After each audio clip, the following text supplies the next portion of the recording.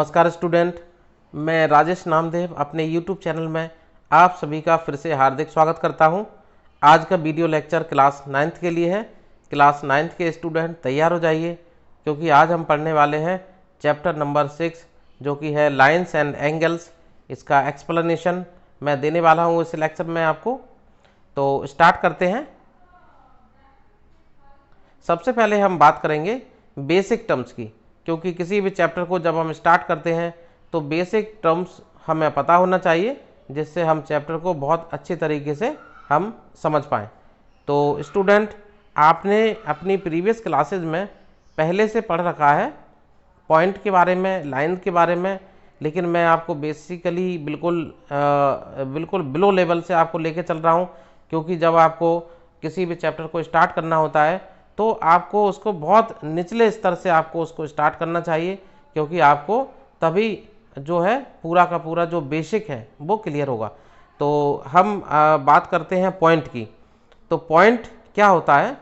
A point is that which has no component, it is represented by a dot. Okay, जैसा कि हम जानते हैं कि हम किसी पॉइंट को जब रिप्रेजेंट करते हैं तो हम अपनी पेन से या पेंसिल से जब एक डॉट बना देते हैं, एक स्मॉल सा डॉट, उस स्ट्रक्चर को हम बोलते हैं पॉइंट। तो इस प्रकार, क्योंकि वो डॉट को जब हम स्टार्ट करते हैं, हम कॉपी पर या जब रजिस्टर पर रखते हैं उसको, तो वो पॉइंट जब बनता है तो पॉइंट हमारा क्या है, बहुत स्मॉलेस्ट पार्ट हुआ एक तरह से। तो जिसको इसीलिए हम उसको बोलते हैं कि point is that which has no component. Okay, क्योंकि पॉइंट का कोई कंपोनेंट नहीं होता। दूसरा जो पॉइंट है हमारा वो है लाइन। लाइन के लिए हम बोलेंगे कि when we join two point, यानी कि जब हम दो पॉइंट को आपस में ज्वाइन कर देते हैं तो उसको हम लाइन बोलते हैं। Line has no end points, can be extended infinitely, यानी कि लाइन का जो है एंड पॉइंट नहीं होता, यानी कि लाइन कभी भी कहीं भी ख़त्म नहीं होती। उस लाइन को हम इनफाइनिट तक, यानी बहुत लंबी लाइन हम बनाते चले जाएंगे, तब भी वो लाइन हमारी ख़त्म नहीं होगी। Okay, so it can be extended up to infinite. Okay, तीसरा जो पॉइंट है हमारा वो है लाइन सेगमेंट। लाइन सेगमेंट और लाइन में क्या अंतर है? It is the part of the line which has two end point. Okay, line segment हम ऐसे लाइन को बोलते हैं जिसके दो एंड पॉइंट होते हैं, यानी कि लाइन सेगमेंट क्या होगा, फाइनाइट लेंथ रखता है। लाइन सेगमेंट की फाइनाइट लेंथ होगी, यानी कि हमने कहीं पर भी एक लाइन सेगमेंट बना दिया है तो वो फिक्स्ड हो जाएगा, उसके दोनों एंड पॉइंट फिक्स्ड हो जाएंगे। ओके, अब हम बात करते हैं रे की। Ray is also a part of the line which has only one end point and has no end point on the other side. Okay, ray जब हम ड्रॉ करते हैं स्टूडेंट, तो हम जब स्टार्ट करते हैं तो वो तो उसका क्या हो गया, इनिशियल पॉइंट हो गया, और दूसरा जो एंड पॉइंट हो गया उसका, वो हम अभी फिक्स्ड नहीं है, यानी कि रे को हम कितनी भी लंबाई तक उसको दूसरी साइड से बनाते, यानी कि बढ़ाते चले जा सकते हैं। ठीक है, तो इसका मतलब हुआ रे is a part of line, line का एक पार्ट है। ठीक है, और इसका एक एंड पॉइंट है। ठीक है, दूसरा जो है एंड पॉइंट नहीं है। ओके, नेक्स्ट, अब हम आपको बताते हैं कि पॉइंट, लाइन, लाइन सेगमेंट, इनको हम रिप्रेजेंट कैसे करते हैं। तो यहाँ पर हम देख पाएंगे इनका रिप्रेजेंटेशन। तो यहाँ पर सबसे पहले हमने लिखा हुआ पॉइंट, तो पॉइंट के लिए देखो हमने लिखा है डायमेंशन। डायमेंशन इसका क्या है, 0 है, और इसका ग्राफिकल रिप्रेजेंटेशन इस तरीके से एक पॉइंट के फॉर्म में है। ओके, जब हम किसी भी पेन को या पेंसिल को जब हम कॉपी पर रखते हैं तो एक पॉइंट बनता है सबसे पहले, उसी को हम बोलते हैं पॉइंट। ये इसका सिंबल। दूसरा है लाइन सेगमेंट। लाइन सेगमेंट के लिए हमने बात की, तो इसका जो डायमेंशंस है 1 है, और इसका ग्राफिकल रिप्रेजेंटेशन इस तरीके का होगा, A to B, ये हमारा एक लाइन सेगमेंट हो गया, और इसको हम इस तरीके से सिंबल फॉर्म में रिप्रेजेंट कर सकते हैं। ओके, तीसरा है रे। रे के लिए हमने बोला था इसका एक एंड पॉइंट होगा, और इस तरीके से हम इसको लिखेंगे, ए से बी हमने लिखा हुआ है और दूसरी साइड में हम एरो लगाया है, यानी कि एरो साइड में हम उसको इंक्रीज हम करते चले जा सकते हैं। तो इस प्रकार से इसको हम रिप्रेजेंट करेंगे ए बी पर एरो लगाकर। ओके, अब है लाइन। लाइन के लिए हमने लिखा हुआ है डायमेंशन 1, और लाइन के लिए हमने आपको बताया था कि ये इसके दोनों जो एंड पॉइंट है, ठीक है ना, वो है ना, दोनों साइड से क्या कर सकते हैं, इसको हम इंक्रीज कर सकते हैं। तो इस प्रकार से एक लाइन को हम इस प्रकार रिप्रेजेंट करेंगे जिसमें दोनों साइड में क्या होगा, एरो का साइन होगा, और ए बी लिखकर, ए से बी अगर है, ए मान लीजिए यहाँ पर है और दूसरा बी है, ठीक है, तो इस प्रकार ए बी, और इस पर हम इस तरीके से डुअल साइड एरो हम बना सकते हैं। ओके, अब हम बात करते हैं collinear and non collinear point की। तो मैं आपको बता देता हूँ कोलिनियर पॉइंट। कोलिनियर पॉइंट का मतलब होता है ऐसे पॉइंट जो एक ही लाइन में स्थित हों। ओके, तो points lie on the same line are known as collinear point. ठीक है, तो यहाँ पर हम देख सकते हैं A B C are the points, ठीक है, lie on the same line.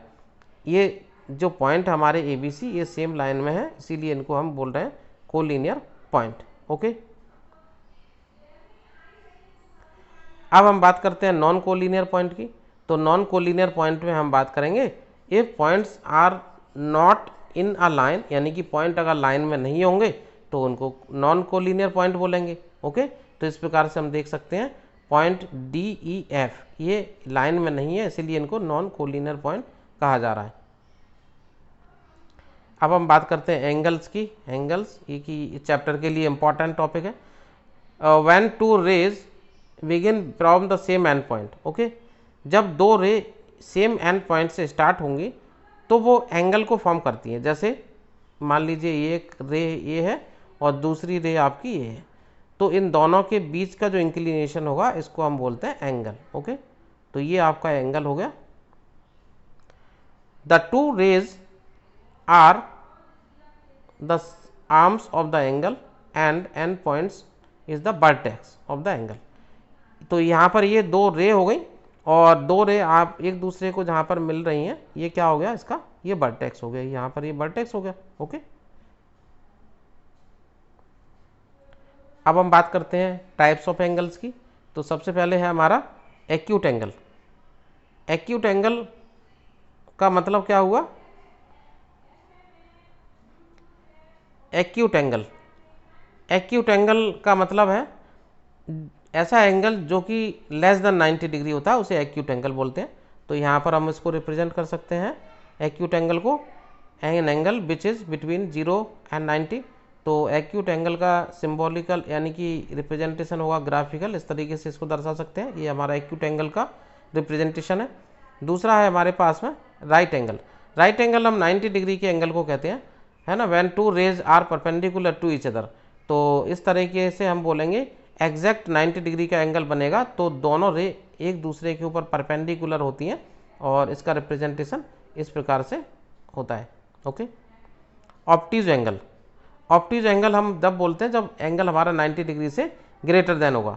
तो इस प्रकार से हम इसको लिखेंगे an angle which is between 90 degree and 180 degree. तो 90 से 180 के बीच में क्या हो गया, वो ऑब्ट्यूज एंगल हो गया। इसके बाद है reflex angle, an angle which is between 180 and 360। 180 और 360 के बीच का एंगल रिफ्लेक्स एंगल कहलाता है और इसका रिप्रेजेंटेशन इस प्रकार से हो जाएगा। अब हम बात करते हैं स्ट्रेट एंगल की। स्ट्रेट एंगल क्या होगा, विच इज एग्जैक्टली 180 डिग्री। तो 180 डिग्री का एंगल कब बनेगा, जब स्ट्रेट लाइन होगी, तो इसीलिए इसको स्ट्रेट एंगल बोलते हैं हम। तो ये स्ट्रेट एंगल होगा। कंप्लीट एंगल यानी कि कंप्लीट एंगल कब होता है, जब हमारा रे पूरा का पूरा मूव करके उसी पोजीशन पे आ जाता है, यानी कि सर्किल फॉर्म कर लेता है, तो इसको हम बोलते हैं 360 डिग्री। ओके, तो 360 डिग्री का एंगल जो होता है कंप्लीट एंगल कहलाता है। तो इस प्रकार हमने देखा जब सर्कल जब कंप्लीट बन जाता है तो इसीलिए हम बोलते हैं सर्कल का जो एंगल होता है वो 360 होता है। Okay, complementary and supplementary angles, these are also very important angles. Student ये भी बहुत इंपॉर्टेंट है। तो कॉम्प्लीमेंट्री एंगल हमें याद रखना है, complementary angles are those which have the sum of two angles as 90 degree. जब दो एंगल का सम 90 डिग्री होता है तो हम उसे कॉम्प्लीमेंट्री एंगल बोलते हैं। दूसरा supplementary angle, supplementary angles are those which have the sum of angles as 180 degree. जब दो एंगल का सम 180 डिग्री होगा तो उसे हम सप्लीमेंट्री एंगल्स बोलते हैं। Okay, relation between two angles, अब हम बात कर रहे हैं दोनों दो एंगल्स मान लीजिए उनके बीच में किस तरह के रिलेशन हो सकते हैं। तो पहला हमारे पास है एडजेसेंट एंगल्स। एडजेसेंट एंगल जब बोलते हैं हम, जब दो एंगल सेम वर्टेक्स पर फॉर्म होते हैं, तो इस प्रकार लिख सकते हैं if two angles have the same vertex and there one of the arm is common then these are called the adjacent angle. Okay, तो इस प्रकार से हम इसको दर्शा सकते हैं। हमने दिखाया यहाँ पर सेम वर्टेक्स पर दो एंगल बन रहे हैं और उसका जो एक आर्म है वो आपका क्या कॉमन है। ओके, तो these are the adjacent angle. दूसरा हमारे पास है linear pair. Linear pair, linear pair ये भी बहुत इंपॉर्टेंट है। If two angles have the same vertex and one common arm but the arm which are not common are making a line. Okay, यानी कि ये थोड़ा सा इससे डिफरेंट हुआ एडजेसेंट एंगल से। एडजेसेंट एंगल में क्या था, वो जो आर्म थी आपकी वो क्या थी, कॉमन थी एक, और उसके बाद में दो एंगल हमको फॉर्म हो रहे थे सेम वर्टेक्स पर। यहाँ पर भी भाई एक आर्म आपका है कॉमन और दो एंगल फॉर्म हो रहे हैं, बट अगर मान लीजिए वो कॉमन आर्म आपको यहाँ से हटा देते हैं हम, तो क्या हो जाएगा, एक लाइन बन जाएगी हमको, और लाइन का एंगल हम जानते हैं 180 डिग्री होता है। तो इसीलिए हम बोलते हैं कि लीनियर जो पेयर होता है वहाँ पर दो एंगल फॉर्म होते हैं, उनका सम क्या होता है 180 डिग्री होता है। ओके, तो इस प्रकार से इसको हम दर्शा सकते हैं। अब है हमारे पास वर्टिकली अपोजिट। तो वर्टिकली अपोजिट एंगल ये भी बहुत इंपॉर्टेंट है। When two lines are intersect to each other, यानी कि दो लाइन एक दूसरे को जब इंटरसेक्ट करती हैं यानी कि काटती हैं, तो इस प्रकार से एंगल्स अपोजिट, एक दूसरे के अपोजिट में जो एंगल फॉर्म होते हैं उनको हम वर्टिकली अपोजिट एंगल बोलते हैं। इस प्रकार से हम दर्शा सकते हैं। यहाँ पर लाइन हमको दिख रही है, टू लाइन्स एक दूसरे को इंटरसेक्ट कर रही हैं, तो यहाँ पर जो एंगल का पेयर बन रहा है एक दूसरे के सामने, वो क्या है, वर्टिकली अपोजिट एंगल्स हैं। Okay, next intersecting lines and non intersecting lines. तो सबसे पहले हम बात करते हैं इंटरसेक्टिंग लाइन्स की। Intersecting lines are those which are intersect to each other at common point, यानी कि दो लाइन यहाँ पर हमको दिखाई दे रही हैं, पी क्यू है और आर एस है। तो पी क्यू आर एस दो लाइन एक दूसरे को इंटरसेक्ट कर रही हैं। ओके, यानी कि एक दूसरे को काटती हुई जा रही हैं, इनको इंटरसेक्टिंग लाइन बोलते हैं। और इंटरसेक्टिंग पॉइंट जो होता है, यानी कि एक कॉमन पॉइंट हमको मिलता है जहाँ पर वो एक दूसरे को काटते हुए पास होती हैं, तो इनको बोलते हैं इंटरसेक्टिंग लाइन्स। दूसरा है हमारे पास में non intersecting line. Non intersecting line और अदर वर्ड्स में इसको पैरेलल लाइन भी बोलते हैं हम। तो यहाँ पर हम देख पा रहे हैं पी क्यू एक लाइन है हमारे पास और दूसरी लाइन है आर एस। ये दोनों लाइन एक दूसरे से बराबर यानी कि इक्वल डिस्टेंस पर ट्रेवल कर रही हैं। ठीक है, तो इनके बीच का जो डिस्टेंस है वो क्या है, हमेशा हमेशा बराबर है, यहाँ भी आगे सभी जगह। तो ऐसी लाइन को हम बोलते हैं नॉन इंटरसेक्टिंग लाइन्स, और इसी कंडीशन में इन दोनों लाइन्स को हम पैरेलल लाइन से भी दर्शाते हैं। ओके,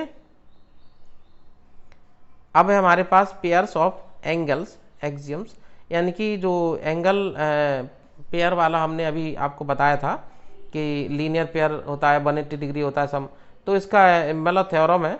तो इसको हम इस तरीके से हम इसको प्रूफ कर सकते हैं कि सबसे पहले हम जानते हैं if a ray stands a line then the sum of two adjacent angles formed by ray is 180 degree, क्योंकि हमने अभी आपको बताया था कि इस तरह से लीनियर पेयर हमारा जब बनता है तो एंगल 180 डिग्री का होता है। इस प्रकार हम यहाँ पर देख पा रहे हैं एक एंगल हमारे पास 140 है, दूसरा एंगल 40 का है, तो इस प्रकार सम क्या होगा 180 degree. Okay, this shows that common arm of the two angles is the ray which is standing on a line and two adjacent angles are the linear pair of angles. क्योंकि यहाँ पर हम देख पा रहे हैं कि ये जो कॉमन आर्म है उसके बाद दो एंगल हमको जो एंगल मिल रहे हैं वो कौन कौन से 140 और 40 के दो एंगल्स मिल रहे हैं। तो इस प्रकार से क्या हो रहा है, as the sum of two angles is 180 degree. तो 180 डिग्री तो हम जानते ही हैं। ठीक है, और एक ये दोनों एंगल कैसे हैं, सप्लीमेंट्री एंगल भी कहलाते हैं, क्योंकि हमने इसकी डेफिनेशन भी देख ली। सप्लीमेंट्री एंगल में क्या होता है, दोनों एंगल का सम 180 डिग्री होना चाहिए, जो कि यहाँ पर है। ओके, तो अब हम यहाँ पर कह सकते हैं if sum of two adjacent angles is 180 degree then the arm which are not common of the angles form a line. तो इस प्रकार से हम यहाँ पर बोल सकते हैं कि अगर एडजेसेंट एंगल का सम जो है 180 डिग्री है तो क्या हुआ, then the arm which are not common, तो आर्म जो कि कॉमन नहीं है तो क्या होगा, फॉर्म अ लाइन, तो वो लाइन को फॉर्म करेगी। तो इस प्रकार से हम कह सकते हैं this is reverse of the first axiom, तो इसका रिवर्स हो गया which says that the opposite is also true, यानी कि हम कह सकते हैं पेयर ऑफ एंगल्स एक्सियम यहाँ पर ट्रू हो जाता है। तो इस प्रकार से कभी भी अगर एक सेम वर्टेक्स पर दो एंगल्स बन रहे हैं और कॉमन एक लाइन सेगमेंट है, उनके द्वारा दो एंगल फॉर्म हो रहे हैं, तो हमेशा उनका सम 180 डिग्री होगा। Okay, vertically opposite angles theorem. अब यहाँ पर हम देख पा रहे हैं, हमने अभी जैसा कि कहा था कि if two lines are intersect to each other then vertically opposite angles will be formed. Okay, तो यहाँ पर हम देख सकते हैं कि दो लाइन्स हैं AC और BD। AC और BD दोनों एक दूसरे को पॉइंट O पर इंटरसेक्ट करती हैं, तो इंटरसेक्टिंग जो पॉइंट है वो कॉमन है और एंगल हमको मिल रहा है। देखो एक पेयर आपको ये मिल रहा है जो कि ग्रीन कलर से शो हो रहा है और दूसरा जो एंगल का पेयर है वो आपको शो हो रहा है देखो दूसरे कलर से। तो इस प्रकार से ये दोनों जो पेयर है वो कैसे हैं, वर्टिकली अपोजिट एंगल्स हैं, यानी कि इक्वल है। और अगर हम इसको इस प्रकार से देखें, लीनियर इसका सम बना दें, तो इस प्रकार से क्या होगा, ये जो एंगल का एक पेयर होगा यहाँ पर ये लीनियर सम बनेगा और दूसरा लीनियर सम आपका यहाँ बनेगा। तो इस प्रकार से हम यहाँ बोल सकते हैं AC and BD are the intersecting each other at angle AOD equal to angle BOC, और दूसरा जो होगा angle AOB equal to angle DOC। Parallel lines and a transversal. Transversal कब बोलते हैं, जब दो लाइंस पैरेलल होती हैं और तीसरी लाइन उनको इंटरसेक्टिंग करते हुए पास होती है।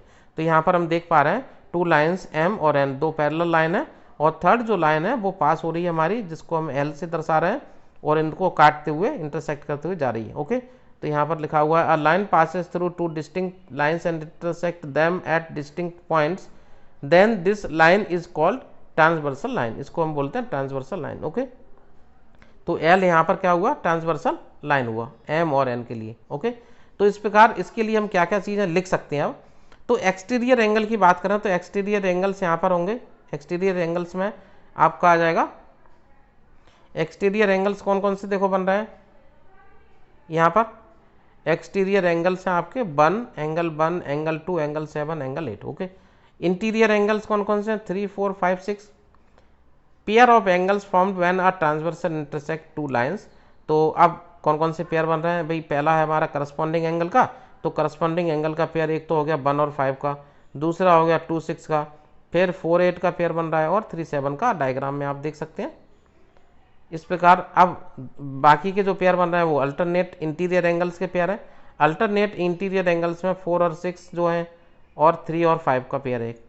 अल्टरनेट एक्सटीरियर में देखो, अल्टरनेट एक्सटीरियर के जो पेयर बन रहा है वो 1 और 7 का है और एक 2 और 8 का है। ओके, अब हम देख सकते हैं interior angles on the same side of the transversal. तो इसमें देखो 3 और 5 जो है 4 और 5 इक्वल है, ठीक है, interior angles on the same side of the transversal. इसके बाद है 3 एंड 6, ये हमें डायग्राम में दिखाई दे रहा है, ये एंगल्स आपके हमेशा बराबर होते हैं। ओके, अब हम देख सकते हैं ट्रांसवर्सल एक्सियम को। तो यहाँ पर अब हमने देखा कि ट्रांसवर्सल को कैसे हम यहाँ पर है ना प्रूव कर सकते हैं, देख सकते हैं। तो आप देख पा रहे हैं कि यहाँ पर हमने एंगल शो किए हैं, एक एंगल यहाँ पर है 180 डिग्री का, एंगल 62 का है, और दोनों का अगर सम देखें तो आपका 180 मिलता है। ओके, क्योंकि हम जानते हैं कि लीनियर पेयर लीनियर सम 180 होता है। और अपोजिट एंगल की बात करें तो देखो 62 के सामने 62 है, वर्टिकली अपोजिट प्रूफ हो रहा है, यहाँ पर भी वर्टिकली अपोजिट 180 आ गया। इस प्रकार से यहाँ 118 है तो यहाँ पर 118 हो गया वर्टिकली अपोजिट, यहाँ पर 62 है, यहाँ पर 62 हो गया। अब इस प्रकार से सारी चीज़ें हम जो हमने लिखी थी वो हम यहाँ पर देख सकते हैं प्रूफ होती हुई। देखो ये आपका 62 है तो यहाँ भी 62 है, ठीक है, 62 ये आपका अल्टरनेट एंगल भी शो हो रहा है, देखो 62 इंटरनल, ये एक्सटर्नल आपके हो रहा है 62 आ रहा है, यहाँ भी 62 आ रहा है। ओके, इस प्रकार से ये सारी चीज़ें जो हमने अभी लिखी थी उनको हम यहाँ से प्रूफ होती हुई देख सकते हैं। If a transversal intersect two parallel lines then each pair of corresponding angles will be equal। Okay, दूसरा है each pair of alternate interior angles will be equal। तीसरा, each pair of interior angles on the same side of the transversal will be supplementary. Okay, यानी कि उनका angle, उनका सम क्या होगा, 180 degree. दूसरा पॉइंट यहाँ पर लिख सकते हैं हम, if a transversal intersect two lines in such a way that corresponding angles are equal then these two lines will be parallel to each other. अगर उनके करस्पॉन्डिंग एंगल इक्वल है तो वो लाइन पैरेलल होंगी। Alternate interior angles are equal then two lines will be parallel. अगर उनकी alternate interior angles भी equal है तो भी लाइन पैरेलल होंगी। तीसरा पॉइंट है, interior angles on the same side of the transversal are supplementary then two lines will be parallel. Okay, तो देखो दोनों केसेस में हमने, है ना, उसका रिवर्स भी बता दिया और हमने उसका डायरेक्ट भी बता दिया। तो इस प्रकार से हम देख सकते हैं कि ये ट्रांसवर्सल लाइन्स के लिए ये चीज़ प्रूफ होती है। Lines parallel to the same line, अब हमें देखना है कि lines parallel to the same line, तो इसकी कंडीशन है, if two lines are parallel with a common line then these two lines will also be parallel to each other. Okay, तो इस प्रकार हम देख सकते हैं यहाँ पर इस फिगर में ए बी पैरेलल है सी डी के, और दूसरा हमने लिखा ई एफ पैरेलल है सी डी के। तो हम क्या लिख सकते हैं कि ई जो ए बी है, ए बी ई एफ के पैरेलल हो जाएगा। ओके, तो ये यहाँ पर हम बहुत आसानी से प्रूव कर सकते हैं। Angle sum property of triangle, हम जानते हैं कि ट्राइंगल के जो तीनों एंगल्स हैं उनका सम 180 डिग्री होता है। तो इस प्रकार से हम लिख सकते हैं angle A plus angle B angle C equal to 180 degree. अब इसके लिए हमने यहाँ पर दर्शा दिया कि एंगल है हमारे पास 3 और उनका सम 180 डिग्री आ रहा है। ठीक है, अब हम देख सकते हैं कि अगर हम if we produce any side, अगर हम किसी साइड को प्रोड्यूस कर देते हैं, तो यहाँ पर हमने देखा कि साइड हमने ए सी को प्रोड्यूस किया डी तक, तो एंगल हमारा फॉर्म हो जाता है ये इस तरह से, एक्सटीरियर एंगल फॉर्म हो गया। तो अब हम देख सकते हैं स्टूडेंट, यहाँ पर एक्सटीरियर जो एंगल फॉर्म हो रहा है आपका, वो interior angle, to interior opposite angles हैं उनके सम के बराबर होगा। तो यहाँ पर ये दोनों एंगल्स हैं, इनके सम के बराबर आएगा। तो इस प्रकार हम लिख सकते हैं angle B C D equal to angle B A C plus angle A B C.